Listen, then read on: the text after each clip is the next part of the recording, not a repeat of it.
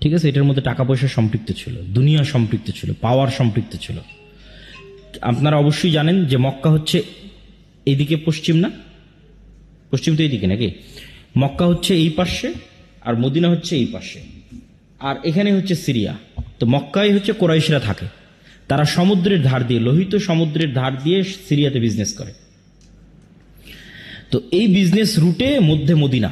তো যখন মোহাম্মদ সাল্লাল্লাহু আলাইহি ওয়াসাল্লাম মক্কা থেকে হিজরত করে মদিনায় আসলেন, তখন তিনি বিজনেস রুট বন্ধ করে দিলেন। তো ওরা বিজনেস করবে কিভাবে? তখন তো যুদ্ধ অনিবার্য। এই জন্য কিন্তু বদর, উহুদ থেকে বাকি যে যুদ্ধগুলো হয়েছে, এই যুদ্ধগুলো এই কারণে যে মদিনা যত বেশি পাওয়ারফুল হবে, মক্কার ব্যবসা তত সংকীর্ণ হয়ে যাবে, কেন ব্যবসায় চলতো সিরিয়ার সাথে। তো এরা by nature, by default business করা জানতো। তো ওরা যখন ওখান থেকে মদিনায় আসছে, তখন মদিনার মানুষেরা টাকা পয়সা দিয়ে ইনভেস্ট করেছে, ঠিক আছে তোমরা বিজনেস করো।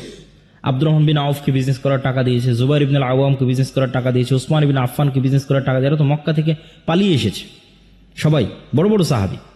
কিন্তু এই প্রত্যেকটা বড় বড় সাহাবী অতি শর্ট টাইমে কোটিপতি হয়ে গেছে। তো আব্দুর রহমান বিন আউফ বললেন যে আমি তো উটের ব্যবসা বুঝি, আমাকে কিছু উট দাও, আমি আজকে থেকে বাজারে উটের বিজনেস শুরু করব। ঘর যদি হয় জান্নাতি পরিবেশে সাজানো, তাহলে সেখানে নেমে আসে